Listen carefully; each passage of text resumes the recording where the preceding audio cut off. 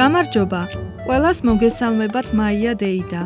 ჩვენი ისტორიის სახელწოდება ბალაამი და მოლაპარაკე ვირი. სამახსოვრო მუხლი კი დაწერილია იოანე სახარების მე-14 თავის 23 მუხლში, სადაც ვკითხულობთ.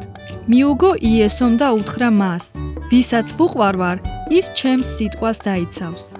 დღევანდელი ისტორიით უნდა ვისწავლოთ, რომ ჩვენ თაყვანს ვცემთ ღმერთს, როდესაც მივყვებით მის მითითებებს.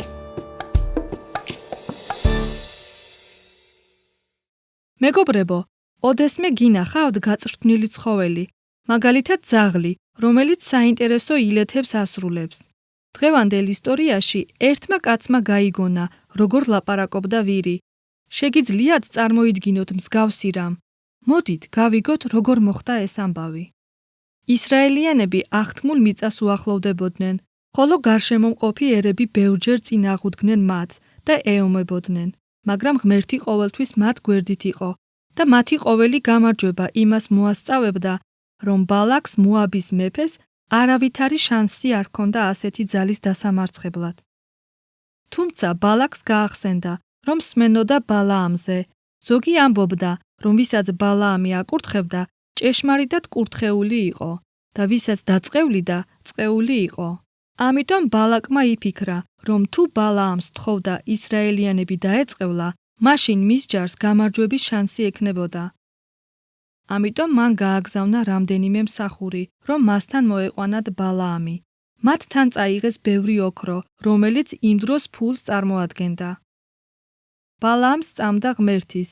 ის ღმერთის წინასწარმეტყველი იყო, თუმცა მის გულში სიხარბე იმალებოდა. როცა მსახურები მოვიდნენ, ბალაამმა რჩევის მისაღებად ღმერთს მიმართა. ღმერთის პასუხი კი ასეთი იყო: არ წაჰყვე მათ და არ დაწყევლო ისრაელიანები, რადგან ისინი კურთხეულნი არიან. ამიტომ ბალაამმა მსახურები უკან გააბრუნა. მაგრამ ამის შემდეგ ბალაკმა გააგზავნა მეტი მსახური, უფრო მეტი ოქროთი. ბალაამმა იცოდა, რომ ღმერთი წინააღმდეგი იყო მისი წასვლისა, ამიტომ თქვა: თუნდაც ოქრო ვერცხლით ავსებული მთელი თავისი სახლი მომცეს ბალაკმა, მაინც ვერ გადავალ უფლის ჩემი ღმერთის ბრძანებას. ღმერთმა იცოდა, რომ ბალაამს მაინც სურდა წასვლა, ამიტომ იმ ღამეს უთხრა მას: თუ შენს დასაძახებლად მოვიდნენ ეს კაცები, ადექი და გაჰყევი მათ. ოღონდ, რასაც მე გეტყვი, მხოლოდ ის გააკეთე. ბალაამმა თავისი ვირი შეკაზმა და მსახურებთან ერთად წავიდა.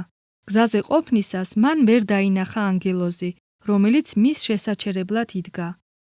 სამაგიეროდ დაინახა მისმა ვირმა და გზიდან გადაუხვია. ბალაამმა ცემა დაუწყო ვირს, რათა გზაზე დაებრუნებინა. ანგელოზი კვლავ გამოჩნდა, ხოლო შეშინებული ვირი კედელს მიეკრა და ბალაამის ფეხით ზედ მიაჭყლიტა. ბალაამმა ისევ სცემა ვირს. მესამედაც გამოჩნდა ანგელოზი, მაგრამ გადასახვევი გზა აღარსად იყო და ვირი გაწვა ბალაამის ქვეშ. მესამე ცემის შემდეგ უფალმა პირი გაუხსნა ვირს და აალაპარაკა. რა დაგიშავე, რომ უკვე მესამედ მცემ? კითხა ვირმა ბალაამს. ბალაამი ისე იყო გაბრაზებული, რომ დაუფიქრებლად უპასუხა, იმიტომ რომ მასხრად ამიგდე. განა შენი ვირი არა ვარ, რომლითაც მთელი შენი ცხოვრება დადიხარ? უპასუხა ვირმა, ოდესმე თუ მოგქცევი ვარ ასე. ამის შემდეგ კი ბალაამმა დაინახა ანგელოზი. შენს ვირს რომ არ გადაეხვია ჩემგან, აქამდე მოგკლავდი, უთხრა ანგელოზმა. დიახ, ბალაამის სიცოცხლე მისმა ვირმა იხსნა. მე შევწოდე, უთხრა ბალაამმა ანგელოზს. და თუ ახლა არასწორად ვიქცევი, მაშინ უკან გავბრუნდები. ანგელოზმა თქვა: წაჰყევი ამ კაცებს, ოღონდ ის ილაპარაკე, რასაც მე გეტყვი. საბოლოოდ ბალაამი შეხვდა ბალაკს და გააფრთხილა. აჰა, მოვედი, მაგრამ მხოლოდ იმის თქმა შემიძლია, რასაც უფალი ისურვებს. იმ დღეს ბალაკმა სამ სხვადასხვა ადგილას მიიყვანა ბალაამი, რათა ისრაელიანები დაეწყევლა. მაგრამ ყოველ ჯერზე ბალაამის ბაგეებიდან მხოლოდ კურთხევის სიტყვები ისმოდა. მესამე ჯერზე განრისხდა ბალაკი. სახლში წადი, უბრძანა ბალაამს. ჩემი მტრების დასაწყევლად მოგიხმე, შენ კი ისინი სამჯერ აკურთხე.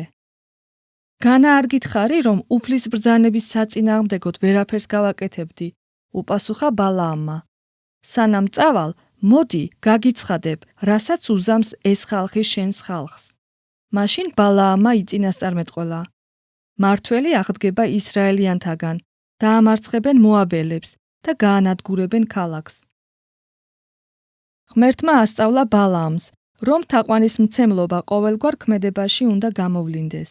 ღმერთის თაყვანისცემა ნიშნავს მისი ხმის მოსმენას და მისი მცნებების შესრულებას. ეს არის ცხოვრება, რომელიც ღმერთისთვისაა მოსაწონი. მეგობრებო, მუდამ გვახსოვდეს, რომ ჩვენი ბაგეები, ჩვენი მეტყველება და ყოველი ქმედება უნდა განადიდებდეს ღმერთს.